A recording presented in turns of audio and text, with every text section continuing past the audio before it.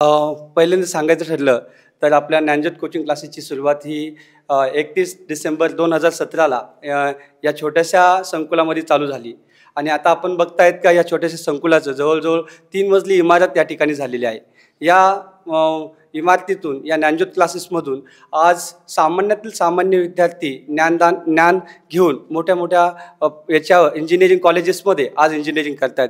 Dnyanjyot coaching क्लासेसने खऱ्या अर्थाने वैजापूर तालुक्यामध्ये एक पॅटर्न राबवला, तो म्हणजे पुणे पॅटर्न.